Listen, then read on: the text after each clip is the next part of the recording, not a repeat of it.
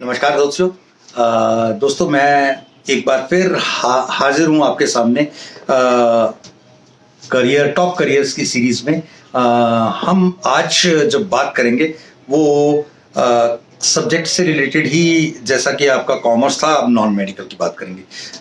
जैसा कि आपको पता है कि आमतौर पर ये ही एक ऐसी स्ट्रीम है जिसकी परसेंटेज मार्क्स के वाइज सबसे ज़्यादा रखी जाती है। 75 प्लस अगर किसी के नहीं आए हैं तो ये स्ट्रीम कम से कम उसको तो नहीं दी जाती। इसमें बहुत सारी बातों के अलावा सबसे इम्पोर्टेंट है PCM, फिजिक्स केमिस्ट्री मैथमेटिक्स का कंप्लीट इंटरेस्ट और ज्ञान अगर आपको है तो यही सब्जेक्ट आपको आगे विस्तृत में पढ़ने होंगे, विस्तार में। मैं बहुत सारे ऑप्शंस तो नहीं बताने वाला, लेकिन फिर भी बहुत इम्पोर्टेंट एस्पेक्ट आज एनवायरमेंटल स्टडीज में भी आप लोग जा सकते हैं। न्यूक्लियर एंड मौसम को क्या कहते हैं, what you call it, weather department में, इसमें भी आपके पास बहुत सारी ऑप्शंस हैं। इंस्ट्रूमेंटेशंस और कई तरह के इंजीनियरिंग्स में भी जा सकते हैं। पेट्रोलियम्स, पायलट तो खैर ऑफ कोर्स है ही है, एस्ट्रोनॉमी, HAL एरोनॉटिक्स, और क्या कहते हैं, मैरिन साइंस, ये सब चीज़ें तो खैर है। हॉर्टिकल्चर्स में, एग्रीकल्चर्स में, ये सब चीज़ों के अलावा मैं आज एक एग्जांपल ऐसा देना चाहूँगा जो मेरे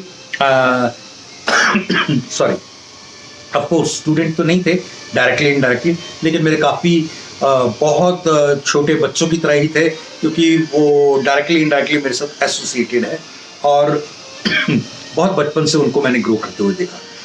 और ये दोनों, इनमें एक तो मेरे से काफ़ी उम्र में छोटी एक बच्ची है जो कि लेटर उन्होंने पहले IAS भी क्रैक किया। शायद किसी एक लेवल पे आके वो छूट गई। कुछ उनके फिजिकल प्रॉब्लम्स थे, तो फिजिकल प्रॉब्लम्स के ये उस बैच में इनकी बैचमेट थी जो पहले इनके साथ काम कर रही थी, किसी इरा सिंगल। ये पहले बैंक में रही।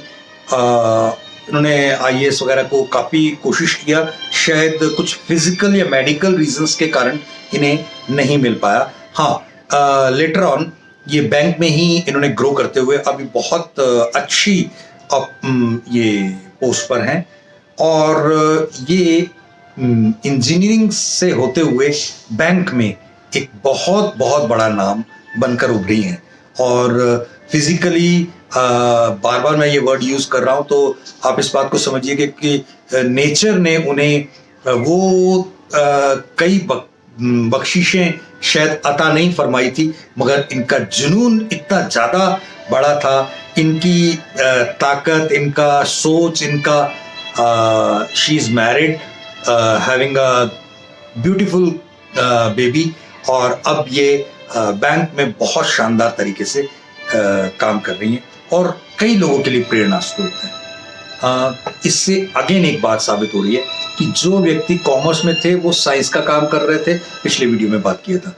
अब वो जो मतलब मेडिकल नॉन मेडिकल के बंदे हैं वो कौन सी लाइन में जा रहे हैं, बैंकिंग सेक्टर में।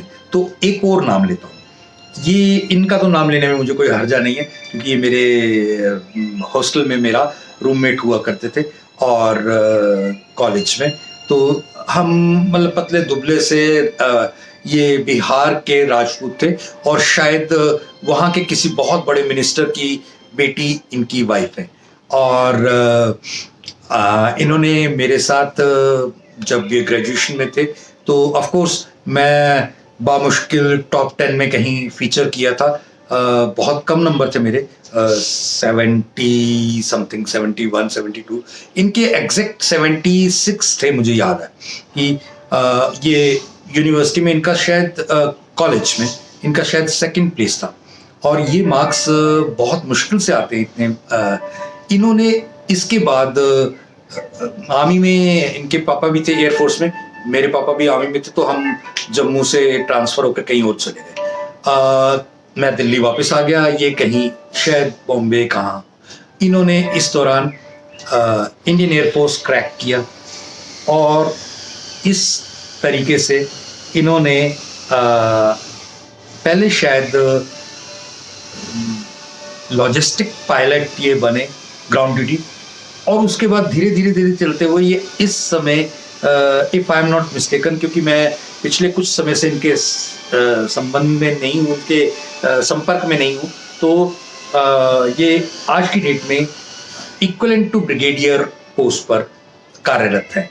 और मतलब एक व्यक्ति जो कॉमर्स की बैकग्राउंड से है और जो साइंस की बैकग्राउंड के सब्जेक्ट्स हैं वो कौन से हैं, पायलट वो, और उसके बाद ये सब चीज़ों के अंदर काफ़ी आगे तक गए।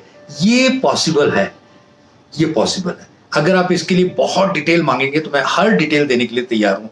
इसके लिए कहाँ कैसे क्या करना है आप मुझे व्हाट्सएप कीजिए, मुझसे जुड़े रहे, बाकी सब दोस्तों के साथ भी।